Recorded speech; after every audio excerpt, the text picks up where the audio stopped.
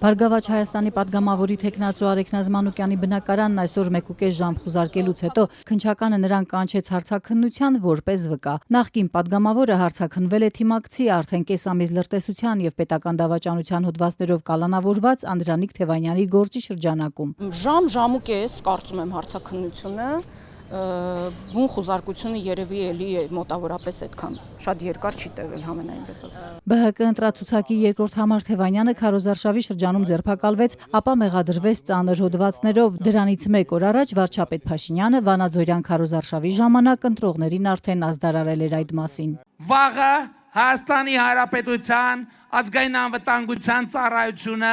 սահմանված կարգով հանցագործության մասին հաղորդում կուղարկի քննչական կոմիտե ակնկալելով, որ Անդրանիկ Թևանյանի դեմ քրեական գործ հարուցվի հայրենիքի դավաճանության հոդվածով։ Մինչ Թևանյանն ապօրինի ցուցում որակեց Փաշինյանի այս հայտարարությունն ու հերքեց մեղադրանքը, իրավապահները հայտնեցին, որ ընդդիմադիր գործիչը Ռուսաստանի օգտին լրտեսություն է արել։ Հավաքագրվել է օտարերկրյա հատուկ ծառայությունների կողմից եւ 2 տարի առաջ Ռուսիա Կովկաս աշխարհաքաղաքական կենտրոնի տնօրենին, ով ըստ իրավապահների օտարերկրյա գործակալ է, $622,000 դիմաց պետական գաղտնիք պարունակող տեղեկություններ փոխանցել։ Դրանք վերաբերում են 2024 թվականի ապրիլին ազգային ժողովի փակ գաղտնի նիստում կայացած լսումներին, որոնք սահմանազատման թեմայով էին։ Սա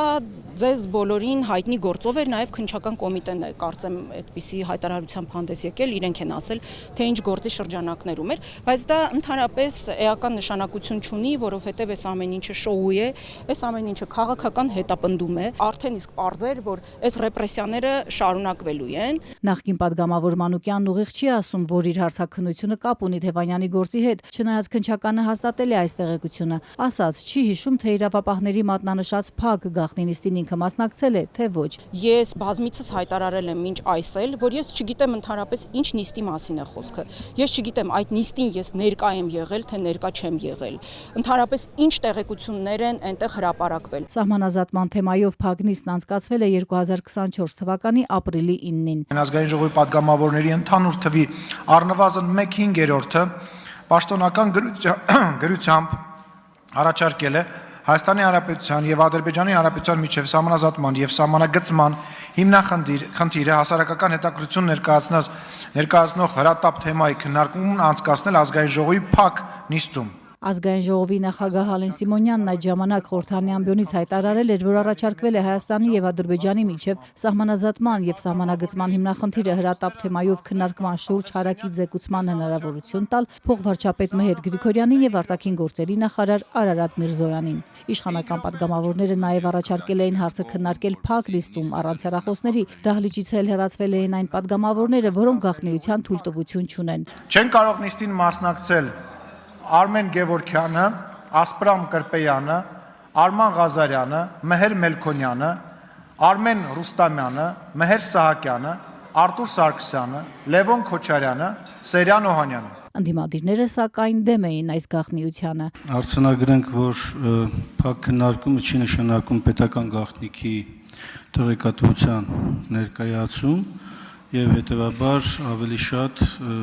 հանրային հետաքրքրություն ներկայացնող հարցի էությունը հենց այնպեսին է, որ